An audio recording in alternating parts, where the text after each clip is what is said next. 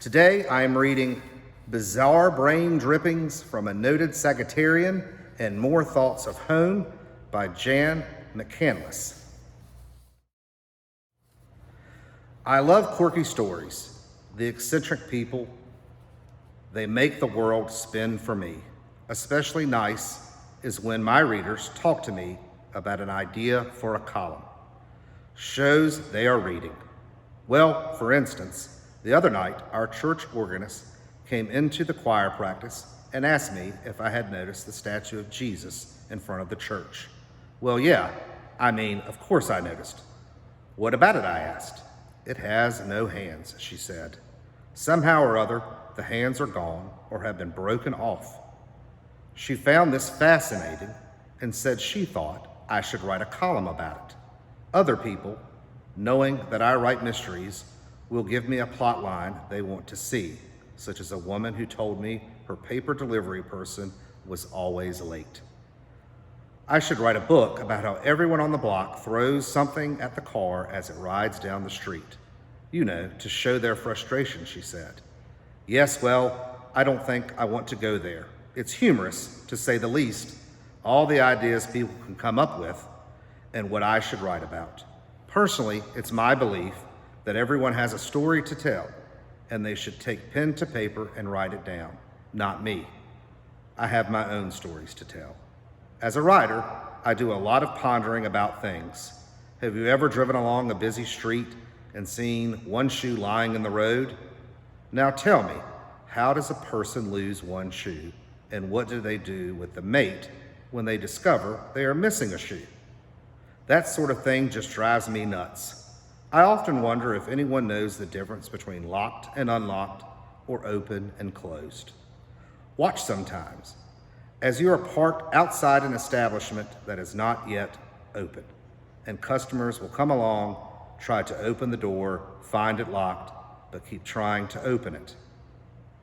Then they'll peer inside as if to think that if they can see someone inside, it will no longer be closed. I've done that myself. I myself have been often tried to push open the door that clearly says pull. So that is probably not a good illustration, but it happens to a lot. We love to go out to the park, the spouse and I, and so often I find myself chiding the ducks for trying to grab all the food I buy for them, admonishing them to be patient and share. Well, you get the picture. One of my favorite stories about eccentrics is the one about the man who spotted me walking down the street one day and made a beeline for me. Seems he recognized me and had read a story I wrote about my dad and his love for a DeSoto automobile.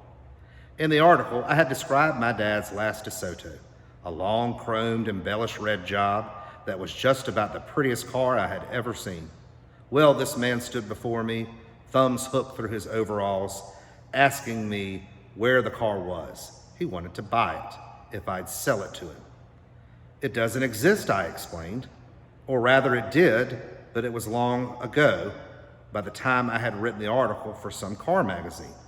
The gentleman pondered a while, rocked back and forth on his feet, then asked how much I wanted for it. I explained once again that it was an article about a car, not a car in existence now. Again, he thought a little while, then he told me he would give me his name and phone number. Should I decide to sell the car, I was to let him have the first crack at it. Giving up, I smiled and took his number and moved on. The spouse told me if he hadn't been with me and seen for himself, he would never have believed it. Well, as an observer of human nature, I find these types of episodes delightfully charming, and I thoroughly relish them. People, God bless them, it takes all kinds. Getting back to the statue of Jesus with no hands, I told our organist I didn't think I could do anything with it. It's a little odd, though, seeing Jesus with his arms outstretched with no hands, but then he doesn't really need any.